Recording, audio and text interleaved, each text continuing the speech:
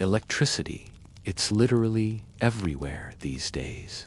But how well do we really know where it came from? Sure, we all know the usual suspects: Ben Franklin, Thomas Edison, Nikola Tesla. But have you ever heard of Georg Griffman? Probably not.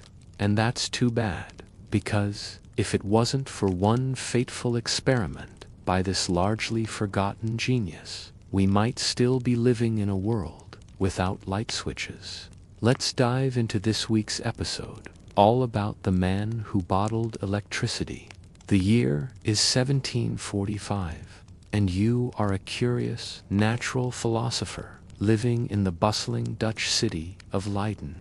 Maybe you work as a professor at one of the many esteemed universities, or perhaps you're an apothecary selling cures for ailments ranging from the common cold to the occasional plague outbreak. Either way, you've got a healthy curiosity about the world around you and a small stockpile of equipment for conducting your own experiments. Maybe a kit from one of the traveling salesmen hawking the latest scientific gadgets, like this one, who just showed up with some glass spheres, pointed metal cones, and lengths of string. That's nice. You'll put those to good use later. One day, one of your fellow natural philosophers comes to visit, bringing news of an astonishing discovery. The renowned scientist, Stephen Gray, has just found a way to charge objects by rubbing them with silk. Amazing. He even brought some of his famous silk ribbon along to demonstrate. So while he's gone, you take 2 of the glass spheres and rub them vigorously with the silk, just as he showed you. Then, to your surprise, when you place the metal cone near one of the spheres, it's suddenly attracted to it, sticking fast despite the best efforts of its silk ties. What sorcery is this? You can observe similar effects when you bring the charged sphere to your finger, but the sensation is a little different than just being stuck to the glass. It's almost as though there were a force pushing against your skin, making your hair stand on end and tingling something fierce. You try rubbing the second sphere with silk, but nothing happens. You try placing the spheres close together, hoping they'll attract each other, but nothing happens. They're both charged, so why isn't anything happening? This is beyond annoying. You were expecting repeatable results, but all you've managed to produce is a mild case of static cling. And then you have a thought. If you can't make the spheres attract each other, maybe you can make them repel each other. You take the 2 spheres and bring them together, and oh wow, they seem to be pushing each other away. One slips from your hand and falls to the ground, but not before making contact with the metal cone. It rolls over and sticks to the cone, and then it's as though someone has connected the 2 spheres with an invisible thread. Whatever you're creating here seems to pass from one sphere to another through the cone. You start experimenting with different materials, but everything you find around the workshop seems to conduct whatever this force is, except glass. It turns out that if you can contain this force within a closed glass vessel, it will build up inside and cause all kinds of chaos. It also seems to build up inside you when you touch the glass, causing your hair to stand on end and your fingers to tingle as though you're touching a live electrical wire. Could this be lightning bottled? That's exactly what you set out to prove. You take 2 pieces of wire and attach them to the metal cone. Now when you place your hand inside the jar, you feel lightning bolt sensations in your fingertips. You're so excited you nearly drop the jar, and fortunately, you're quick enough to catch it before it hits the floor, but not before jostling the wires, just enough to send a spark leaping between them. You weren't trying to do that, but you have to admit that was pretty neat. You keep playing around with your new toy, and soon you've perfected the art of charging up a glass jar full of invisible power. You even found ways to boost the effect by using multiple cones and multiple jars. Soon your workshop is littered with dozens of charged jars. But it's time to go one step further and unleash the fury of the gods. Just outside of town, you've constructed a large kite from some scrap wood and fabric. The tail is made from several long ribbons of silk. Time to go fly it in the biggest thunderstorm you can find. When the first clap of thunder booms overhead, you run outside with your kite in hand. The wind catches the silk tails and pulls them taut, sending sparks flying towards the clouds. It looks dangerous, but you're safe and dry inside your office, at least until one of the sparks finds its way onto your workbench, igniting a small pile of flammable ether. You panic and throw water over the flames, but now the ether bubbles violently and the glass jars begin to explode. So that's interesting. You've just invented the explosive decompression chamber. Don't worry, that's not real, but it could have been, because what you did next was totally real, although you probably didn't realize it at the time. You see, the jars you've been making don't actually hold lightning. They hold electricity, specifically electrostatic charge. And the reason they produce such a strong reaction when you discharge them is because of the difference in potential energy between the contents of the jar and the objects you're discharging them onto. The more massive the object, the lower its potential energy.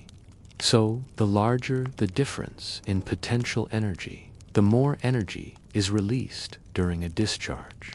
This is why your body reacts so strongly when you touch a charged jar. You're a big object compared to the jar, so there's a lot of potential energy to discharge through your body into the earth. But you didn't stop there. You went out into the storm and flew a kite with silk ribbons attached to it.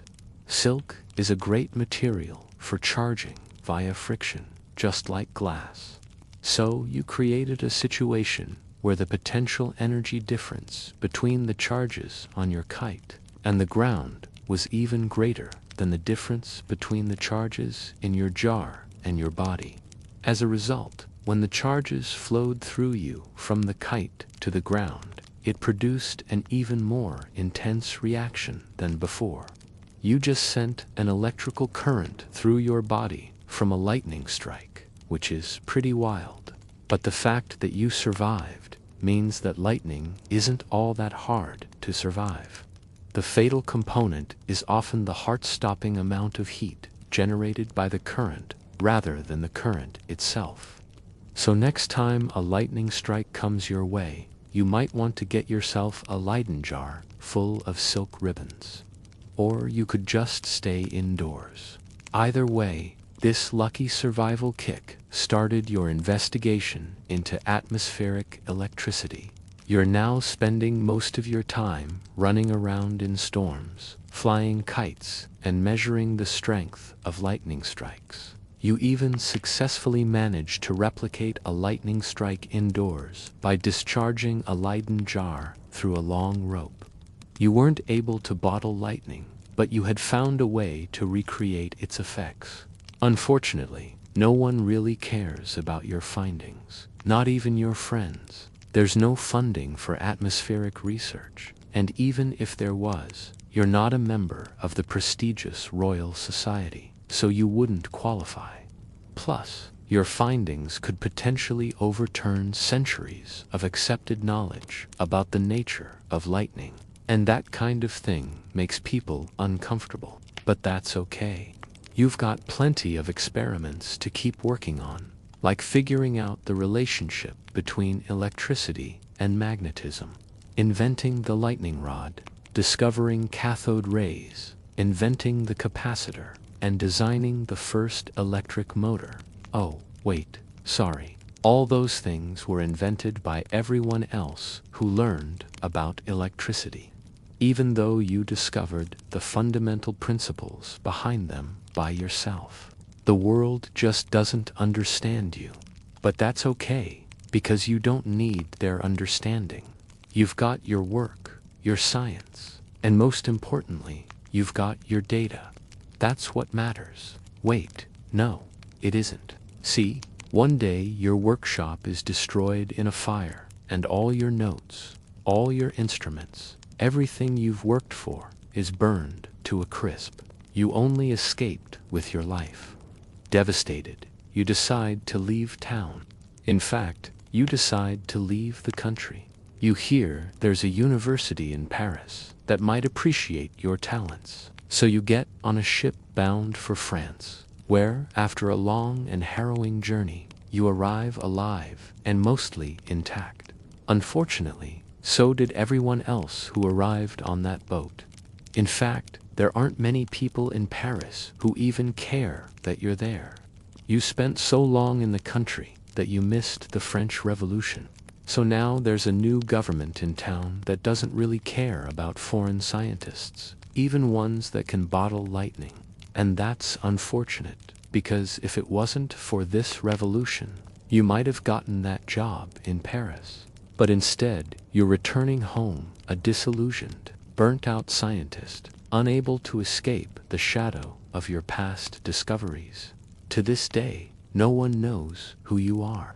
And that's probably for the best, because if you had your name, you would know you were destined to spend the rest of your life in obscurity, even though you're the one who discovered the foundations of modern electricity. You know those old-school light bulbs with the little knobs at the top? Well, if you turn them clockwise, they produce a shock. It was the first electric shock ever recorded, but it wasn't actually discovered on purpose. It was just an accident that happened when a German cleric was trying to store water. And to this day, nobody knows what really happened to him. Our story begins with a man named Uld Georg von Kleist. Now, he wasn't a scientist or an electrician.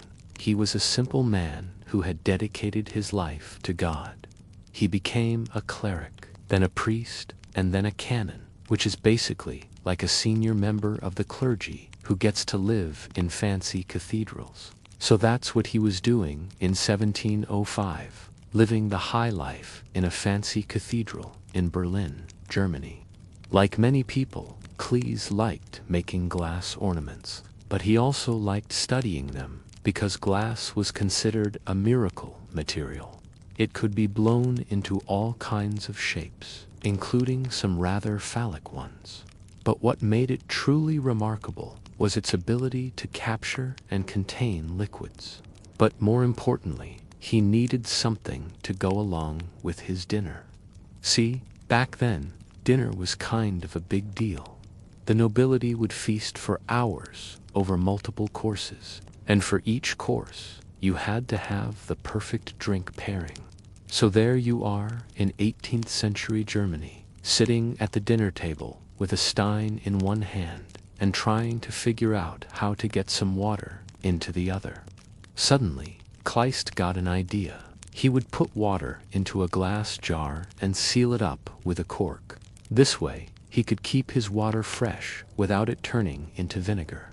And the best part was that these jars were already a common household item. The only problem was that he couldn't find one that was completely airtight. Every time he tried to screw the lid on, a little bit of air would still creep in. So he decided to modify his design a little bit. Instead of using a cork, he would use a metal stopper. He took a piece of lead foil and shaped it into a cone. Kleist was pretty proud of himself. He spent the next few weeks testing it out, and it worked perfectly. No air could get in, and his water stayed fresh. One day, he decided to take his lunch outside and eat in the courtyard. But when he went to get his water, he noticed that it was a little cloudy. He thought maybe the air had finally gotten in, ruining his precious cargo.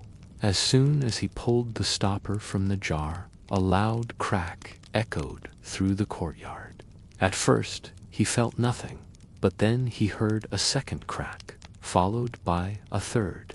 They were coming from inside the jar, and as he watched in amazement, the liquid started to move. It bubbled and fizzed, and then shot out of the jar like a rocket. When he opened them again, he saw that the water had formed a small pool around the jar. Then something incredible happened. The water started to rise, forming a tall, thin column that reached toward the sky.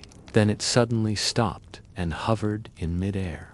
Kleist stood there, mesmerized, as the water continued to bubble and fizz. He didn't know it at the time, but the jar was storing electricity, and he had just created the world's first electric motor. He fell to his knees and cried out to God.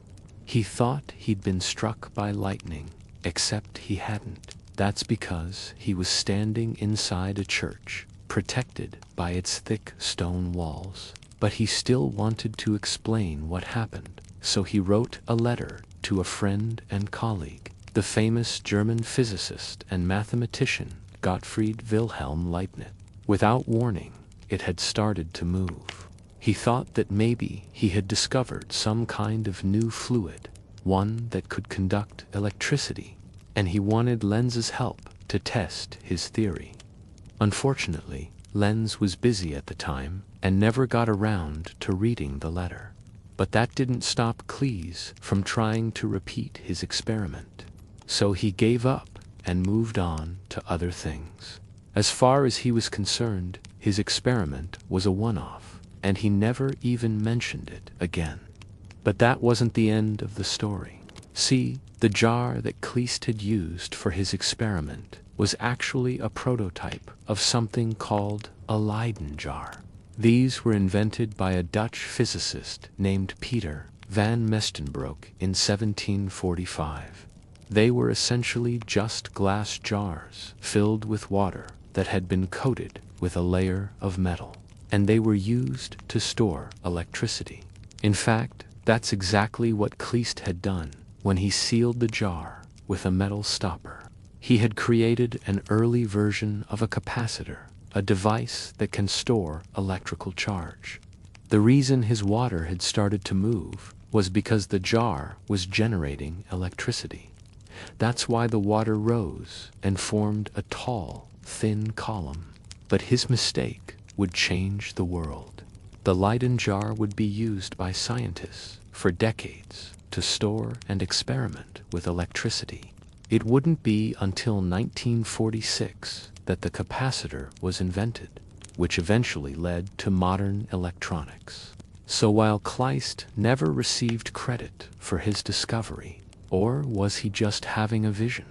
Well, we may never know. But one thing is for sure. If you ever find an old jar of water sitting around your house, don't drink it. It could be electrified. In the parlors of Paris and London, candlelight flickered against polished brass machines. Wealthy guests watched in hushed awe as young performers, often boys, stood on resin stools and held charged rods. Their hair rose like halos. Sparks flew from fingertips. The room gasped. Electricity became a spectacle, magical, dangerous, misunderstood. The line between science and theater blurred. They were called the Electric Boy shows. These performances changed the way electricity was perceived. They made it tangible, even beautiful. But they also contributed to its dangerous reputation. And at their center were the boys, the human batteries, who made it all possible. Some were orphans, some were runaways, others simply too poor to have a childhood. They risked their lives every night for a few coins, becoming both marvels and menageries. In the late 19th century, electricity wasn't just a scientific curiosity, it was an entertainment. People paid admission tickets to marvel at its strange effects. At the Paris exhibition of 1889, a man named David Edward Hughes electrified a woman's hoop skirt and sent her spinning around the stage. A small price to pay for such spectacle. Later that same year, the first Electric Girls show opened in London's East End. The star was a 13-year-old girl named Florence Nightingale. She was billed as the most wonderful and mysterious electrical phenomenon. Men paid 6D admission, women and children half price. That's about $8 today. These shows were born out of Victorian-era fascination with all things electrical. Electricity seemed to embody the progressive spirit of the Industrial Revolution. It was modern, technological, almost supernatural. The idea of applying electricity to the human body had been around since the 1700s.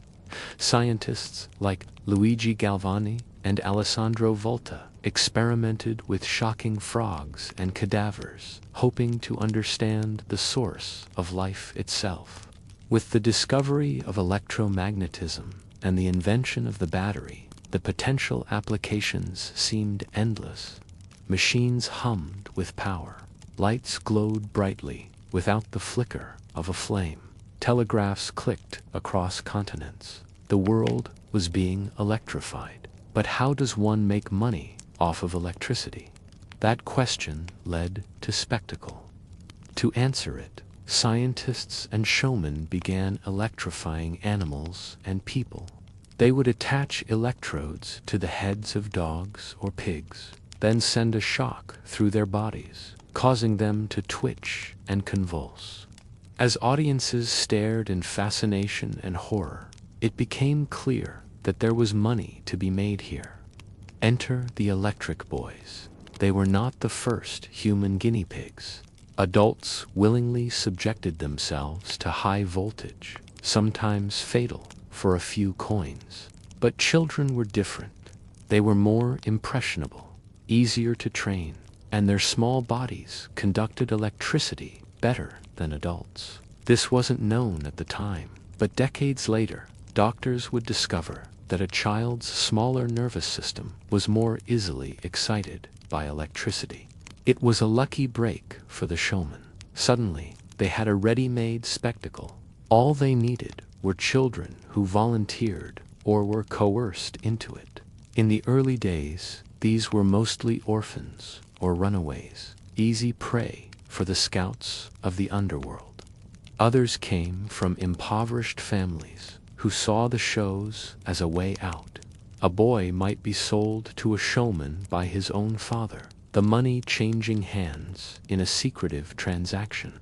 Once he was gone, there was no turning back. There were no labor laws in the late 1800s, no regulations governing what these businesses could do to children.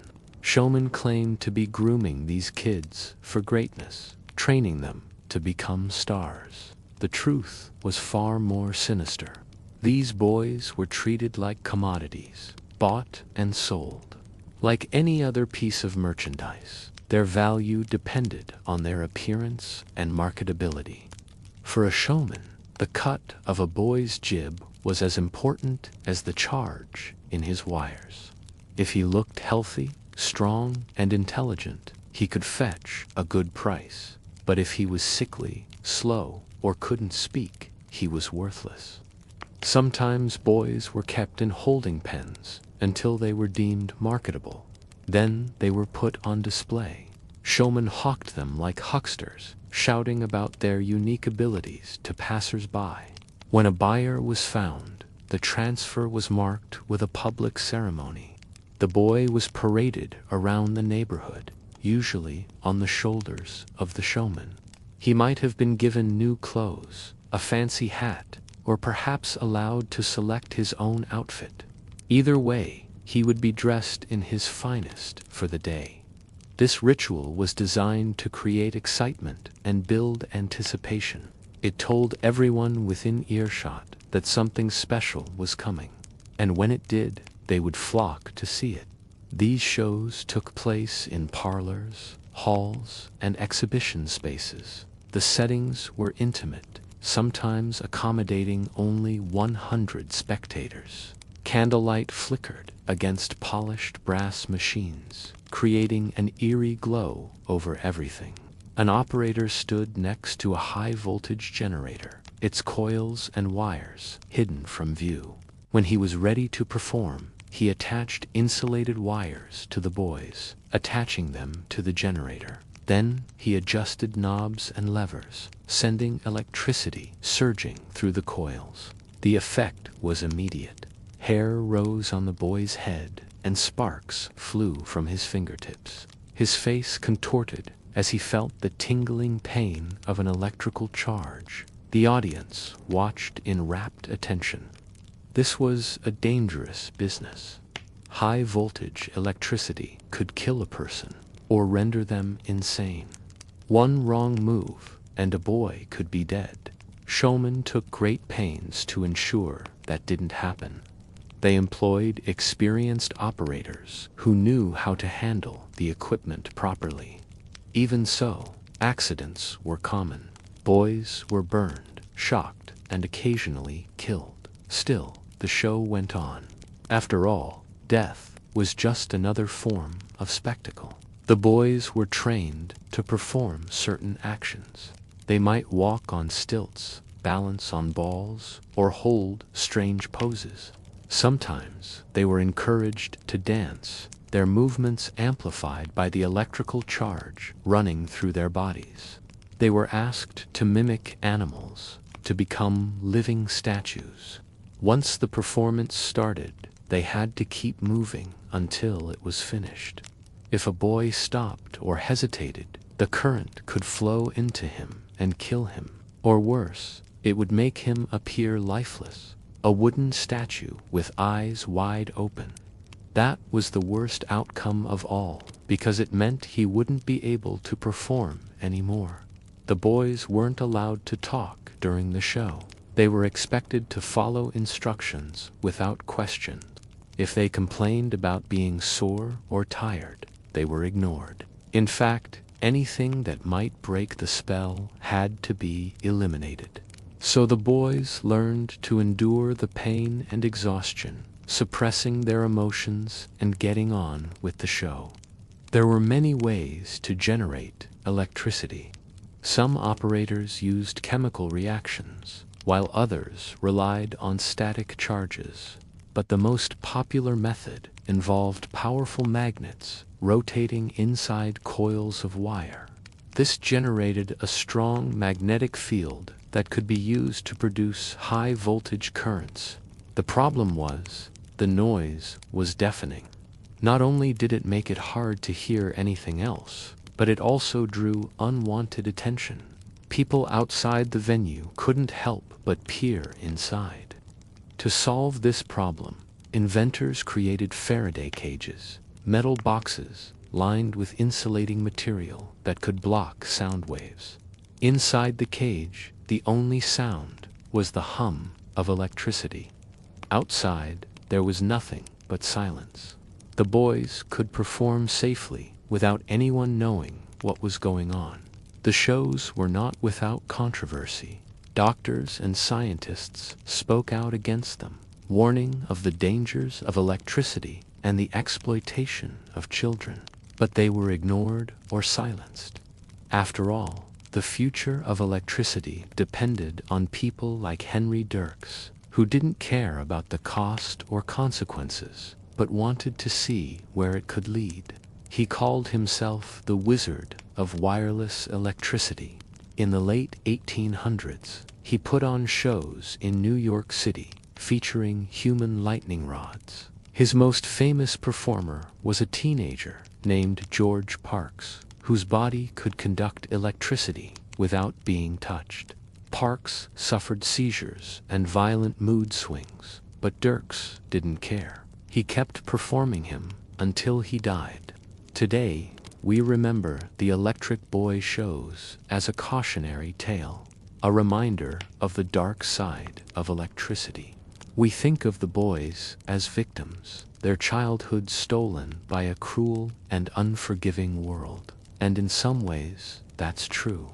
These kids never got to be children. They were forced to grow up too fast, to to take on responsibilities they weren't ready for. They lost their innocence on the stage, forever tainted by the shock of electricity. But they weren't helpless. They had agency, however limited. They made choices, however difficult, that allowed them to survive in a world that offered little hope for escape.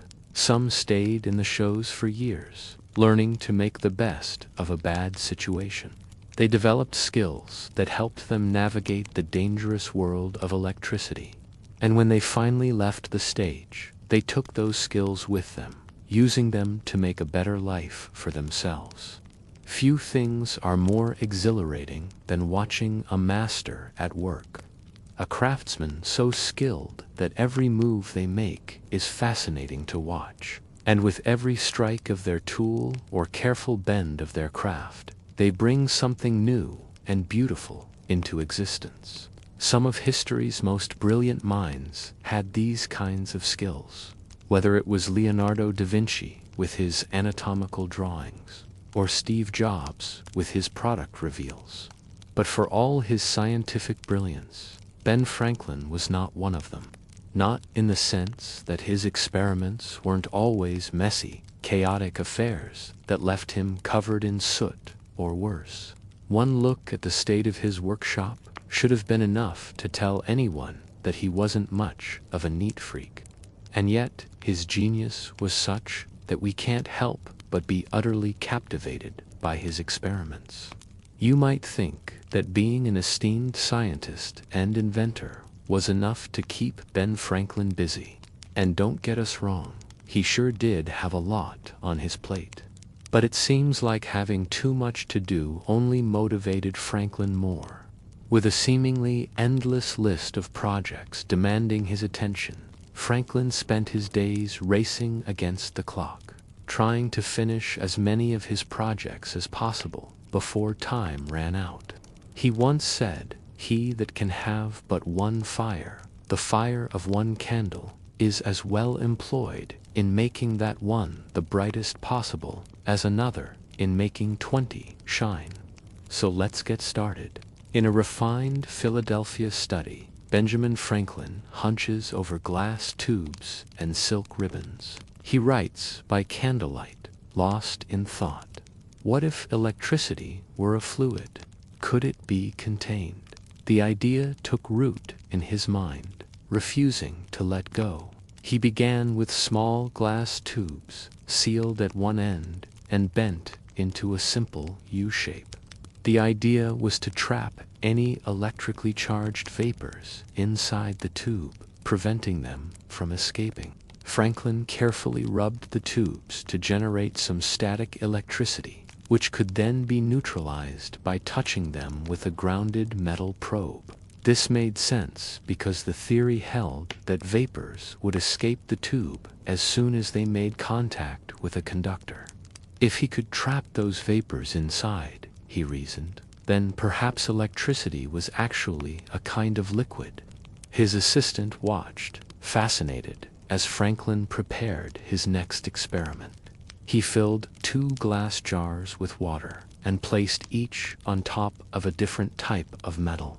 When he connected the 2 through a wire, the water in one jar boiled. It seemed to crackle and spark as electricity jumped between the metals. Excited by his discovery, Franklin repeated the experiment using just glass jars, each with its own supply of water.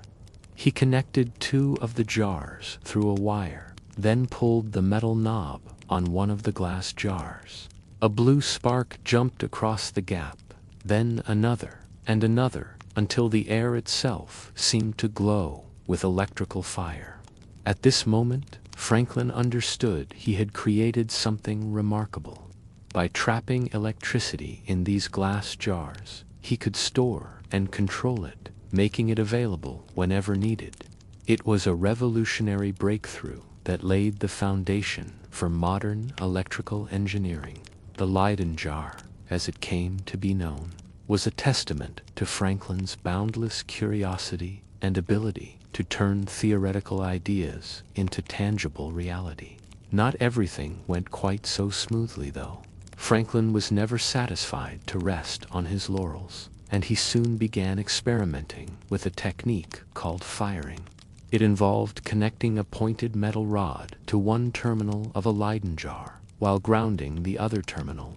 Then, instead of discharging the jar directly, he touched the rod to a distant object, causing sparks to fly. At first, these sparks were small, but as the distance increased, they grew larger and more powerful. As onlookers crowded around, eager to see the spectacle for themselves, Franklin continued to push the limits. People screamed and ran for cover as smoke filled the air and the smell of burnt insulation lingered in the room. Shaken but determined, Franklin carefully surveyed the damage and adjusted his setup. He realized that increasing the distance between the rod and the ground further, he could create even more powerful sparks, ones that could light objects on fire. It was a thrilling sight to behold. Excited by his discovery, Franklin continued to experiment, pushing the boundaries of what was possible. Before long, he was able to create massive bolts of lightning in a controlled environment, forever changing our understanding of electricity. But while his experiments may seem like thrilling spectacles, it's important to remember that they were also the result of meticulous planning and scientific rigor. Franklin kept detailed notes, conducted multiple experiments, and carefully analyzed his results. He shared his findings with colleagues, sparking further research and development in the field of electricity. His contributions laid the foundation for modern electrical engineering and our understanding of the natural world. His experiments were not merely thrilling spectacles, but a testament to the power of human curiosity and the relentless pursuit of knowledge. It wasn't long before Franklin turned his attention to the skies, but no one could have predicted the daring experiments he had planned. He purchased a kite and string set, then attached a pointed metal rod to the kite's tail. As thunderstorms rumbled in the distance, he unfurled the kite and allowed the wind to carry it aloft. Grimacing, he dropped the string, allowing the kite to float away into the storm. As onlookers watched in suspense, Franklin emerged from the experience shaken but unharmed. He had just proved that lightning was a form of electricity, and he had done it in the most spectacular way imaginable. But his adventures with electricity were far from over. Franklin's fascination with electricity led him to collect sparks in jars, an experiment that resulted in a near-deadly explosion. Undeterred, he devised a new plan. Using a pointed metal rod and silk ribbons, he attempted to attract lightning directly into a jar. Once again, he braved thunderstorms, standing beneath the rod and bracing for impact. A bolt of lightning struck the rod, sending a surge of electricity into the jar. To everyone's astonishment, the jar remained intact, containing the full force of the lightning within.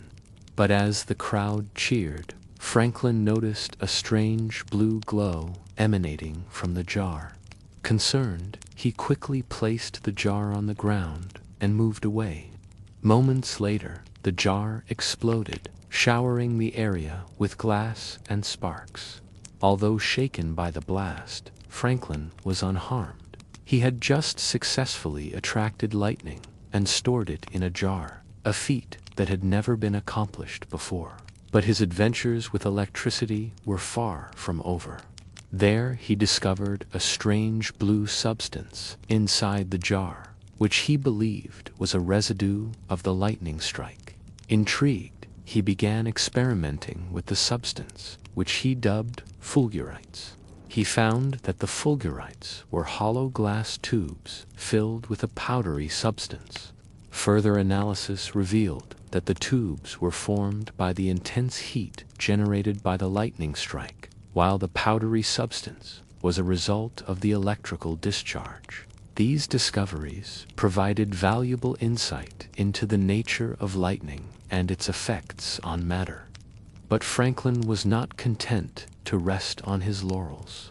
Determined to learn more, Franklin devised a new experiment involving a large jar filled with water and suspended from a rope. Then, as a thunderstorm approached, he lowered the jar into the center of a large tree and waited. Suddenly, a bolt of lightning struck the tree, sending a jolt of electricity into the jar. The water inside the jar glowed brightly, illuminating the room with an eerie blue light. He found that the water had become electrically charged, creating a powerful electric current. This discovery marked a significant breakthrough in understanding the relationship between lightning and electricity. By conducting these daring experiments, Franklin not only advanced our understanding of the natural world, but also laid the foundation for modern electrical engineering.